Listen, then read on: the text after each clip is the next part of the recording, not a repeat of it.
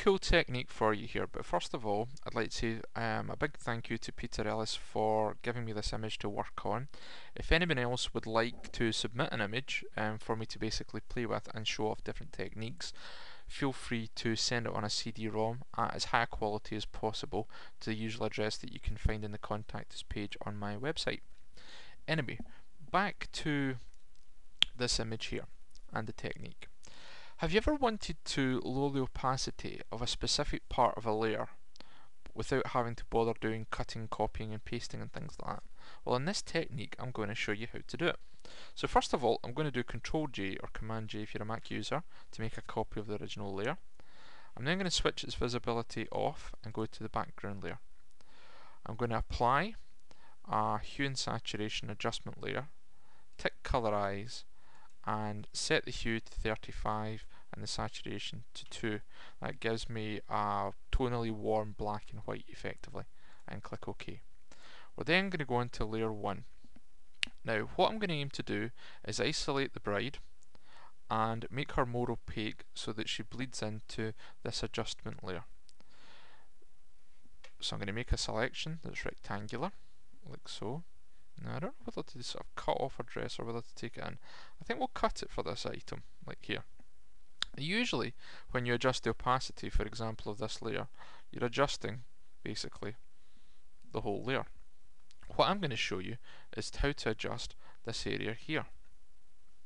Now you could cut, copy and paste another element and then make it opaque, effectively working on the whole layer that's been cut out.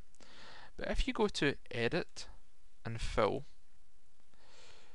choose Foreground Color, set Blending to Clear and Opacity to 50% and then click OK. That will then make the element on that layer more opaque, and you'll see we've basically sucked out some of the colour. And then do Control D.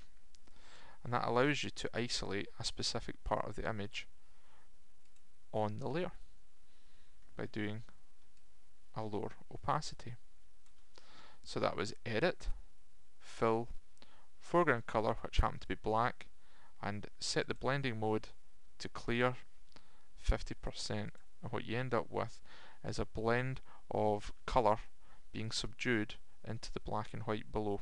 And obviously if you switch off your hue and saturation or adjust it in some way, for example we could change the hue, up the saturation, you can actually affect a different tonal or colour correction, and we'll just leave it as it is just now. And that leaves this image ready to have a stroked edge put round it or any other work I want to do on it.